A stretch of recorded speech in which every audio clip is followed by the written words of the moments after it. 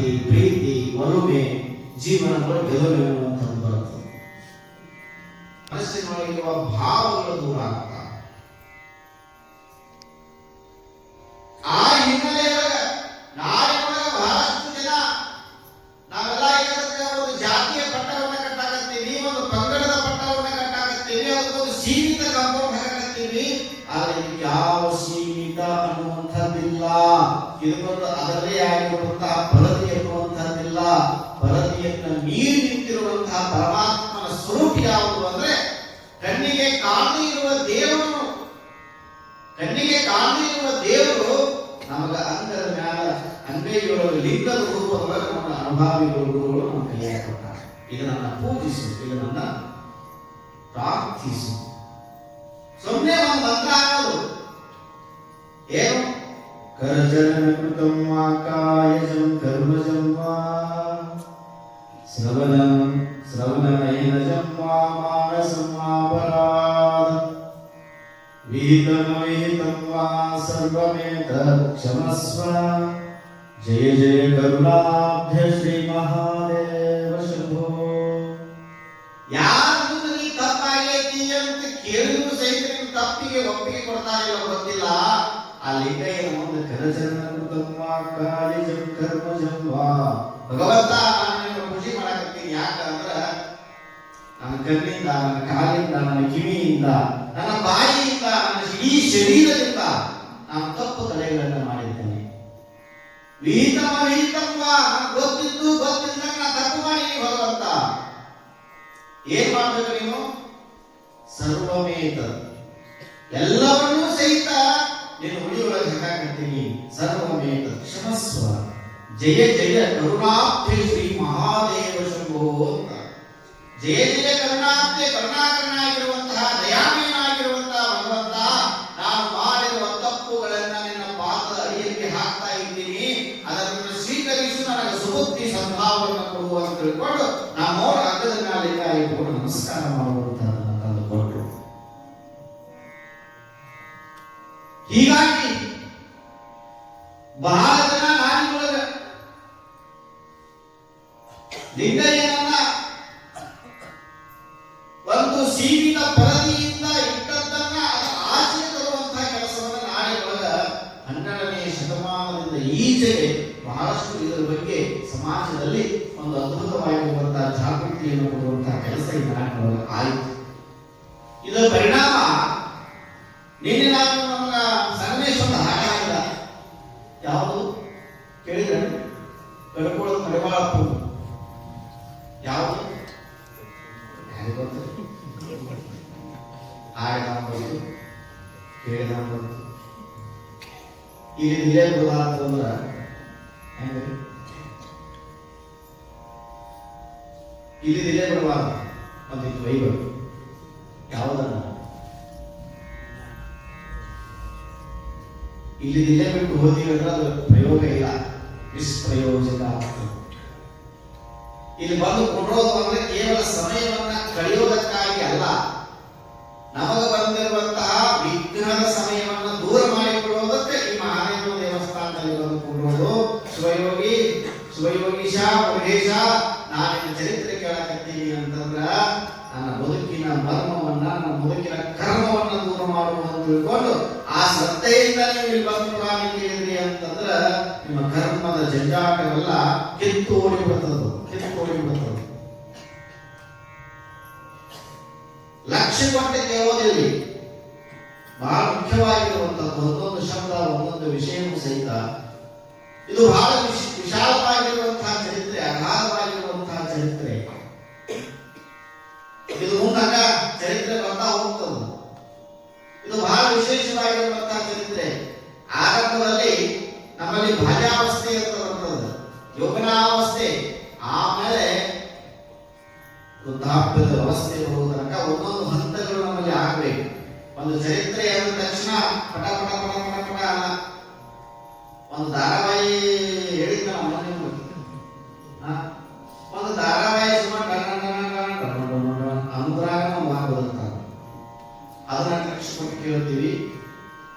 ಮತ್ತು ಶಿವಯೋಗಿಯ ಚರಿತ್ರೆ, ನಾಳೆ ಬೆಳಗಿನ ಬದುಕನ್ನ ಬಂಗಾರ ಮಾಡಿರುವಂತಹ ಯೋಗಿಯ ಚರಿತ್ರೆ ಚರಿತ್ರೆ ಏನಿದೆಯಲ್ಲ, ಇದು ಒಂದೊಂದು ಹಂತದಿಂದ ಒಂದೊಂದು ಹಂತಕ್ಕೆ ಹೋಗ್ಬೇಕಾಗ್ತದೆ. ಹುಟ್ಟಿದಕ್ಕೂ ಸಮಯ ನೋಡಲಾಗಿಲ್ಲ, ಅದಕ್ಕೊಂದಿಷ್ಟು ಸಮಯ ಬೇಕಾಗ್ತದೆ, ಅದಕ್ಕೊಂದಿಷ್ಟು ಕಾಲದ ಮಿತಿ ಬೇಕಾಗ್ತದೆ. ಹೀಗಾಗಿ ಹಿಂದಿನ ದಿವಸ ನಾವು ಒಂದು ಹಾಡನ್ನು ಕೇಳಿದೀವಿ, ನೆನಪಿದ್ರೆ ಹೇಳ್ಬೋದು.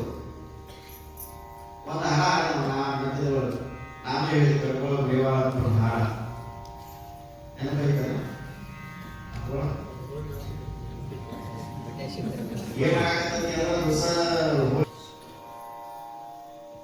ಕಡಕೋಳದ ಮಡಿವಾಳಪ್ಪ ಬರೆಯುತ್ತೇನು ಅಂದ್ರೆ, ಪಾಮರ ಜನ್ಮವಿದು ಬಲುಕೊಟ್ಟಿ ನೀ ಯಾಕೆ ಆಗಬಾರದು ಗುರುವಿನ ಭೇಟಿ ಅಂತ ಆತ ಬರೀಬೇಕಾಗಿತ್ತು. ಅನ್ನೋದ್ರ ಹಿನ್ನೆಲೆ ಬಹಳ ದೊಡ್ಡ ಆಗ್ತದ. ಸಜ್ಜನಗೌಡ ಶರಣಮ್ಮನ ಚರಿತ್ರೆಯನ್ನು ನಾವೆಲ್ಲ ನೀವು ಕೇಳಿದ್ದೀವಿ. ಅಮೋಘ ಶಕ್ತಿ, ಸಾಮಾನ್ಯವಾಗಿರುವಂತಹ ಶಕ್ತಿ ಏನಲ್ಲ, ಹಾಲು ಮತದ ಸಮಾಜದಲ್ಲಿ ಹುಟ್ಟಿರುವಂತಹ ಹೆಣ್ಣುಗಳು ಸಜ್ಜನಗೌಡದ ಶರಣಮ್ಮ. ಲಕ್ಷ್ಮಣ ಕೇಳಬೇಕು, ಹಾಲು ಮತದ ಸಮಾಜದಲ್ಲಿ ಹುಟ್ಟಿರುವ ಸಜ್ಜನಗೌಡದ ಶರಣಮ್ಮ. ಅದಕ್ಕೆ ಹೇಳುದು, ಲಿಂಗಕ್ಕೆ ಜಾತಿ ಇಲ್ಲ, ಕುಲ ಇಲ್ಲ ಅನ್ನುವಂಥದ್ದು. ಆ ಸಜ್ಜನಗೌಡದ ಶರಣಮ್ಮ ಎಂತ ಆ ಲಿಂಗಯ್ಯನಲ್ಲಿ ಎಂತ ಶ್ರದ್ಧೆಯ ಭಾವನೆ ಇಟ್ಕೊಂಡು ಬದುಕಿತ್ತು ಅಂತಂದ್ರೆ, ಲಿಂಗ ದೀಕ್ಷೆಯನ್ನು ಕೊಟ್ಟವರು ಹಾಲಕ್ಕಿಯಲ್ಲಿ ಅನ್ನದಾನ ಮಹಾಶಿವ ಯೋಗಿಗಳು, ದೊಡ್ಡ ತಪಸ್ವಿಗಳು. ಆ ಭಾಗದಲ್ಲಿ ಈ ಭಾಗದೊಳಗೆ ಅಗ್ನಿ ಯೋಗೇಂದ್ರ ಶಿವಯೋಗಿಗಳನ್ನು ಹೆಂಗೆ ನಾವು ಅವರಿಗೆ ನಾವು ಶ್ರದ್ಧೆಯನ್ನು ಅರ್ಪಿಸ್ತೀವಿ, ಆ ಭಾಗದ ಗದಗ ಭಾಗದೊಳಗೆ ಹಾಲಕ್ಕಿಯಲ್ಲಿ ಅನ್ನದಾನ ಮಹಾಶಿವ ಯೋಗಿಗಳು ಅಂದ್ರೆ ದೊಡ್ಡ ಯೋಗಿಗಳು, ರಕ್ತರತ್ನವರು ಅಂತಲೂ ಕರೀತಿದ್ರು. ಅವ್ರೇನು ರಕ್ತ ಇರ್ತಾರ ಅಲ್ಲ ಹೋಗಿ, ಯಾರ ಮ್ಯಾಲ ರಕ್ತ ಇರ್ತಾರ ಅವ್ರ ಜನ್ಮ ಪ್ರಾಣ. ಅಂಥ ಅದ್ಭುತವಾಗಿರುವಂತಹ ಯೋಗಿ ಸಮರ್ಥರು ಹಾಲಕೇರಿ ಅನ್ನದಾನ ಮಹಾಶಿವ ಯೋಗಿಗಳು. ಅಂತಹ ಶಿವಯೋಗಿಗಳಿಂದ ಲಿಂಗ ದೀಕ್ಷೆಯನ್ನು ಪಡೆದುಕೊಂಡವರು ಸಜ್ಜನಗೌಡರ ಶರಣರು. ಎಂಥ ಯೋಗಿಕ ಶಕ್ತಿ ಇತ್ತು ಆ ಹೆಣ್ಣುಗಳಿಗೆ ಅಂತಂದ್ರ, ಇವತ್ತು ಅಲ್ಲಿ ಹೋಗಿ ಕೇಳಿ, ಬಹಳ ಜನ ಆ ತಾಯಿ ಜೀವಂತಿದ್ದಾಗ ಬಹಳ ಜನ ಮೊಬೈಲ್ ಒಳಗ ಕ್ಯಾಮರಾ ಒಳಗ ಫೋಟೋ ತಗೋಬೇಕಂತ ಬಹಳ ಜನ ಪ್ರಯತ್ನ ಮಾಡ್ಯಾರ. ಆದ್ರೆ ಎಷ್ಟು ವಿಚಿತ್ರ ಅಂದ್ರೆ, ಲಿಂಗ ಯೋಗ ಏನನ್ನ ನಮಗ ಪರಿವರ್ತನೆ ಕೊಡ್ತದೆ ಅಂತಂದ್ರೆ, ಆ ತಾಯಿ 4 ದಿನ ಈಗ ನಾವು ನಿಂತಾಗ ಒಂದು ಹಚ್ಚರ ಕೊಟ್ಟವ್ರಿ ಒಂದು ಸೆಲ್ಫಿ ಅಂತ, ಹೌದಾ ಇಲ್ಲ? ಆ ಫೋಟೋ ಒಳಗ ನಮ್ಮದು ಫೋಟೋ ಬರ್ತದ, ಮಕ್ಕಳು ನಿಂತಾವ್ದು ಫೋಟೋ ಬರ್ತದೆ ಮೊಬೈಲ್. ಆದ್ರೆ ಅಲ್ಲಿ ಬಹಳಷ್ಟು ಜನ ಸಜ್ಜನಗೌಡರ ಶರಣಮ್ಮ ಅವ್ರ ಮಕ್ಕಳ ಫೋಟೋ ತೆಗೆಸ್ಕೊಂಡ್ರ, ಮಕ್ಕಳ ಅಷ್ಟ ಫೋಟೋ ಚಲೋ ಕಾಣ್ತಿತ್ತು, ಅಮ್ಮವ್ರ ಫೋಟೋ ಸರಿಯಾಗಿ ಕಾಣ್ತಿದ್ದಿಲ್ಲ. ಎಂತೆಂತ ಅವ್ರ ಫೋಟೋ ತೆಗೆದು ಸಹಿತ ಫೋಟೋ ಕಾಣ್ತಿತ್ತು, ಈ ಸಜ್ಜನಗೌಡ ಅಮ್ಮ ಅಂತ ಗೊತ್ತಾಗ್ತಿದೆ.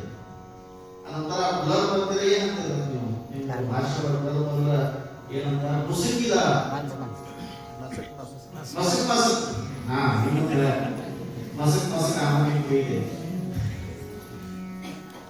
ಆ ಫೋಟೋ ಸರಿಯಾಗಿ ಕಾಣ್ತಿರ್ಲಿಲ್ಲ, ಎಲ್ಲಾರು ವಿಚಾರ ಮಾಡ್ತಿದ್ರು, ಅಮ್ಮವರ ನಿಮ್ ಫೋಟೋ ಏನು ಸರಿಯಾಗಿ ಬರುವಂತು, ನಿಮ್ ಫೋಟೋ ನಾವು ತಗೊಂಡ ಮನೆಯೊಳಗೆ ಪೂಜೆ ಮಾಡ್ಬೇಕಂತ ಅಮ್ಮವ್ರ ಕರುಣಾ ತೋರಿ ಆಶೀರ್ವಾದ ಮಾಡಿ ಅಂತ ಸಜ್ಜನಗೌಡ ಶರಣಮ್ಮಗೆ ಅವ್ರ ಅಂತಿದ್ರಲ್ಲ ಅಮ್ಮವರು, ಇದು ಈ ಜೀವ ಎದಕ್ ಬಂದೈತಿ ಅಂತ ಪೂಜೆ ಮಾಡಿಸ್ಲಾಕ ಬಂದಿಲ್ಲೋ ತಮ್ಮ, ಏನಂತಿದ್ರ ಅಮ್ಮವರು? ಪೂಜೆ ಮಾಡಿಸ್ಲಾಕ ಬಂದಿಲ್ಲೋ ತಮ್ಮ, ಇದು ಪೂಜೆ ಮಾಡಕ್ ಬಂದೈತಿ ಅಂತಿದ್ರ ಅಮ್ಮ. ಪೂಜೆ ಮಾಡಕ್ ಬಂದೈತಿ, ಗುರುವಿನ ಸೇವಾ ಮಾಡಕ್ ಬಂದೈತಿ, ಇನ್ನೊಬ್ಬರ ಕೈಯ ಪೂಜೆ ಮಾಡ್ಕೊಳಕ್ ಬಂದಿದ್ದು ಬರಲ್ಲ ಅಂತಿದ್ರ ಸಜ್ಜನಗೌಡರ ಶರಣರು. ಎಂಥ ಲಿಂಗ ಯೋಗ! ಅವರ ಜೀವಿತಾವಧಿಯೊಳಗೆ ಸರಿಯಾಗಿರುವಂತ ಒಂದು ಭಾವಚಿತ್ರನೂ ಸಹಿತ ಎಂತಿದ್ದವ್ರು ಹೆಂಗೋ ಲಗಾ ಹೋದ್ರು ಸಹಿತ ಅವ್ರ ಭಾವಚಿತ್ರವನ್ನ ಸರಿಯಾಗಿ ತೆಗೆದುಕೊಳ್ಳುವಂತಹ ಅಂತಿಮವಾಗಿಯೂ ಸಿಗಲಿಲ್ಲ. ಸುಮ್ಮನೆ ಒಂದು ಕವಿಯ ಕಾಲ್ಪನಿಕ ಚಿತ್ರದಲ್ಲಿ ಸಜ್ಜನಗೌಡರ ಶರಣಮ್ಮ ಅವರ ಭಾವಚಿತ್ರ ಇವತ್ತು ನಮಗೆ ಸಿಗಬಹುದು. ಒಬ್ಬ ಹೆಣ್ಣುಮಗಳು, ಆ ಹೆಣ್ಣು ಮಗಳಿಗೆ ಹಾಲಕ್ಕಿಯಲ್ಲಿ ಅನ್ನದಾನ ಶಿವಯೋಗಿಗಳು ಲಿಂಗ ದೀಕ್ಷೆ ಕೊಟ್ಟರು. ಸಾಮಾನ್ಯ ಬಡ ಕುಟುಂಬದಲ್ಲಿ ಹುಟ್ಟುವಂತಹ ಕೂಲಿ ದಾರಿ ಮಾಡಿ ಜೀವನ ಮಾಡ್ತಾ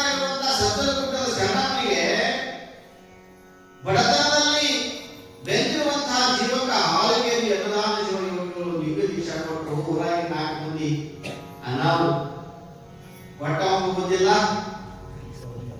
ಏನಂತಿದ್ರು ಇಸ್ಕೊಂಡವರಿಗೂ ಗೊತ್ತಿಲ್ಲ. ಯಾಕಂತಿದ್ರು ಗೊತ್ತಾದ್ರೆ ಯಾಕಂದ್ರೆ ಸತ್ತರು ಸಣ್ಣಮ್ಮ ಹುಟ್ಟಿದ್ದು ಹಾಲು ಮತದ ಸಮಾಜದಲ್ಲಿ. ಹಾಲು ಮತ ಅಂದ್ರೆ ಕುರುಬ ಸಮಾಜದಲ್ಲಿ ಹುಟ್ಟಿರುವಂತಹ ಹೆಣ್ಣುಮಗಳು ಲಿಂಗವಂತ ಅಲ್ಲದೆ ಇದ್ರು ಸಹಿತ ಆ ಹೆಣ್ಮಗಳಿಗೆ ಒಂದು ಸನ್ಯಾಸಿ ದೀಕ್ಷಾ ಕೊಡ್ತಾರಂದ್ರ ಇವು ಕೊಟ್ಟವೂ ಬುದ್ಧಿಲ್ಲ, ಇಸ್ಕೊಂಡವರಿಗೂ ಬುದ್ಧಿಲ್ಲ. ಹಿಂಗ 108 ತರ ಜನ ಮಾತಾಡಕತ್ತು. ಏನು ಮಾನ ಅಪಮಾನಗಳು. ಷಣ್ಮುಖ ಶಿವಯೋಗಿಗಳು ಅಂತಾರೆ ಏನು ಅಂದ್ರೆ, ಷಣ್ಮುಖ ಶಿವಯೋಗಿಗಳು ಏನಂತಾರ ಅಂತಂದ್ರ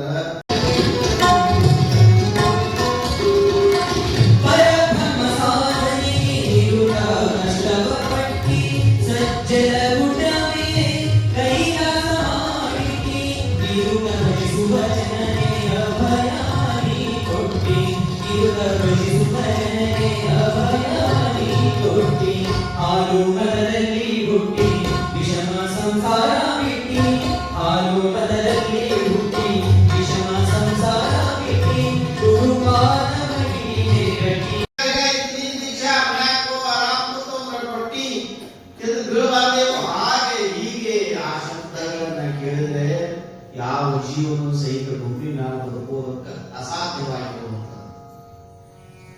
ಒಂದು ಮಾತ್ರ ಕೈಗೊಳ್ಳಿ. ನೀವು ಎಲ್ಲಾ ರೀತಿಯಿಂದಲೂ ಒಳ್ಳೆಯವರಾದಾಗಲೂ ನಿಮ್ಮ ಬಗ್ಗೆ 4 ಜನ ಮಾತಾಡಕತ್ತಾರ ಅಂದ್ರ ನೀವು ತಲೆ ಕೆಡಿಸ್ಕೋಬೇಡಿ. ನಾನು ಹೇಳೋದು ಎಲ್ಲಾ ರೀತಿಯಿಂದಲೂ ಒಳ್ಳೆಯವರಾದಾಗಲೂ ಸಹಿತ ಯಾರ ಮನೆಗೆ ಹೋಗಿ ಅಂಗಿ ಹರಿದಲ್ಲಿ ಯಾರ ಮನೆಗೆ ಹೋಗಿ ತಿಂದಿಲ್ಲ, ಯಾರು ಸಾವರಿ ಮಾಡದೇ ಇದ್ದಾಗಲೂ ನಿಮ್ಮ ಮನೆಯಾಗ ನಿಮ್ಮ ಬಗ್ಗೆ ಮಾತಾಡಕತ್ತಾರ ಅಂದ್ರ, ಊರಾಗ ನಿಮ್ಮ ಬಗ್ಗೆ ಮಾತಾಡಕತ್ತಾರ ಅಂದ್ರ ನೀವು ಒಟ್ಟ ಸ್ವಲ್ಪ ಹಾಕಬೇಡಿ. ಯಾಕಂದ್ರ ಮಾತಾಡೋರಿಗೆ ಶಿಕ್ಷಾ ಕೊಡೋರು ನೀವಲ್ಲ, ಒಳಗೊತ್ತ ಭಗವಂತ ಶಿಕ್ಷಾ ಕೊಡ್ತಾನ ಹಾಗಾಗಿ ಮತ್ತೆ ನೀವೆಲ್ಲ ಮತ್ತು ದಾರಿ ಕಟ್ಟಿ ಮಕ್ಕಳಾಗಿ ಮತ್ತು ಮಾತಾಡ್ತಾರ ಮಾತಾಡೋದು ಈ ಮಾಹಿತಿ ಐತಿ ಮಾತಾಡ್ತಾರೆ.